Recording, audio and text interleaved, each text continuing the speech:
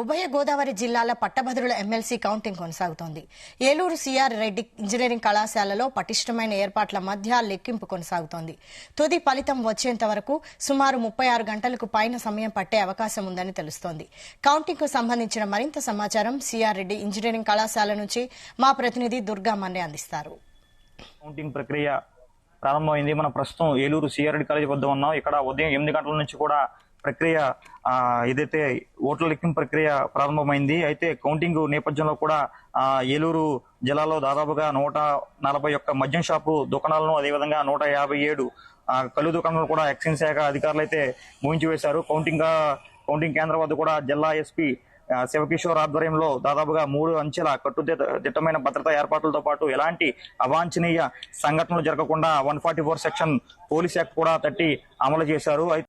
ఈ రోజు ఉదయం 8 గంటల నుంచి కూడా ఈ లెక్కింపు ప్రారంభమైంది. ఫిబ్రవరి 27న పోలింగ్ జరిగింది. జిల్లాలకు చెందిన బ్యాలెట్ బాక్సులన్నీ కూడా ఈ సిఆర్ రెడ్డి ఇంజనీరింగ్ కాలేజీలకు స్ట్రాంగ్ రూమ్ లకు భద్రపరిచారు. అయితే ఈ రోజు ఉదయం 7 గంటలకు అభ్యర్థులు ఏజెంట్లు సమక్షంలో కూడా స్ట్రాంగ్ రూమ్ ను తెరిచి బ్యాలెట్ బాక్సులను కూడా కౌంటింగ్ హాల్ కు చేర్చి కౌంటింగ్ ప్రక్రియ మొదలు పెట్టారు.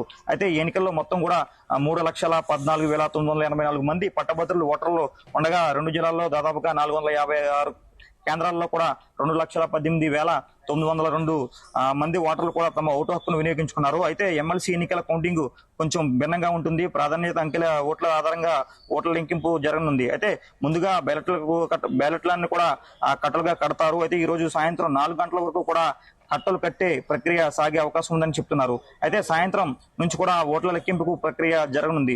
ఓట్ల లెక్కింపుకు మొత్తం కూడా 28 టేబుల్స్ ను ఏర్పాటు చేశారు. టేబుల్ కు 1000 ఓట్లు చొప్పున ప్రతి రౌండ్ లోను కూడా 28,000 ఓట్ల వరకు కూడా లెక్కిస్తున్నారు. 8 రౌండ్లలో కూడా ఓట్ల లెక్కింపు ప్రక్రియ సాగనుంది. ఓట్ల లెక్కింపుకు ఒక రోజులో పూర్తయ్యే అవకాశం లేకపోవడంతో షిఫ్ట్ల వారీగా పనిచేసేందుకు కూడా మొత్తం 700 మంది కౌంటింగ్ సిబ్బందిని నియమించారు. టేబుల్ కు ఒక్కొక్కరు చొప్పున అభ్యర్థులు ఏజెంట్లను నియమించారు. అయితే ఓట్ల లెక్కింపు ప్రాంతంలో భారీగా పోలీసు బందోబస్తు ఏర్పాటు చేశారు. ముందుగా పోలైన ఓట్లలో చెల్లుబాటు ఓట్లను పరిగణలోకి తీసుకుంటారు. చెల్లుబాటు అయిన ఓట్లలో కూడా మొదటి ప్రాధాన్యతతో వేసిన ఓట్లు సగానికంటే ఒక్క ఓటు ఎక్కువ వచ్చిన అభ్యర్థిని విజేతగా ప్రకటిస్తారు. మొత్తం 2,18,902 ఓట్లు పోలయ్యాయి. ఇందులో 2 లక్షల ఓట్లు చెల్లుబాటు ఓట్లుగా పరిగణిస్తే విజేతగా ప్రకటించే అభ్యర్థికి 1,00,001 ఓటు రావాల్సి ఉంటుంది. మొదటి ప్రాధాన్యతలో ఓట్లలో కూడా ఏ అభ్యర్థి ఈ మార్కును చేరుకోకపోతే ఎలిమినేషన్ ప్రక్రియ ప్రారంభిస్తారు. గెలుపు కోటాకు సరిపడేనన్ని ఓట్లు కూడా ఎవరికైతే వస్తాయో అప్పటి వరకు కూడా మిగతా ప్రాధాన్యత ఓట్లను కూడా లెక్కిస్తారు. ఈ విధంగా మొదటి ప్రాధాన్యతతో ఓటు తర్వాత రెండో ప్రాధాన్యత ఓట్లను కూడా లెక్కిస్తారు. పోటీ చేసిన అభ్యర్థుల్లో అందరికన్నా మొదటి ప్రాధాన్యత ఓట్లు తక్కువ వచ్చిన అభ్యర్థిని ఈ ఎలిమినేషన్ ప్రక్రియ ప్రారంభమవుతుంది. అయితే ఆరోహణ క్రమంలో కూడా అభ్యర్థులు మొదటి ప్రాధాన్యత ఓట్లు జాబితాను తయారు చేస్తారు. ఇలా ప్రతి అభ్యర్థికి రెండో ప్రాధాన్యత ఓటు ఎవరికి వేశారనేది లెక్కించి ఆ ఓట్లను కూడా ఆయా అభ్యర్థులకు జమ చేస్తారు. ఇలా కింద నుంచి పై వరకు కూడా ఇదే తరహాలో లెక్కించి ఈ ఓట్లను వారికి కలుపుతూ చివరి అభ్యర్థులను ఎలిమినేట్ చేస్తూ వెళ్తుంటారు. ఒకవేళ ద్వితీయ ప్రాధాన్యత ఓట్లలోనూ మెజార్టీ ఓట్లు మార్పుకు ఏ అభ్యర్థి చేరుకోకపోతే తృతీయ ప్రాధాన్యత ఓట్లను నుంచి ఆ అభ్యర్థులను జమ చేస్తారు. ఎలిమినేషన్ రౌండ్ జరిగితే మొదటి ప్రాధాన్యత ఓటుతో పాటు ఇతర ప్రాధాన్యత ఓట్లు సైతం చాలా కీలకంగా మారనున్నాయి.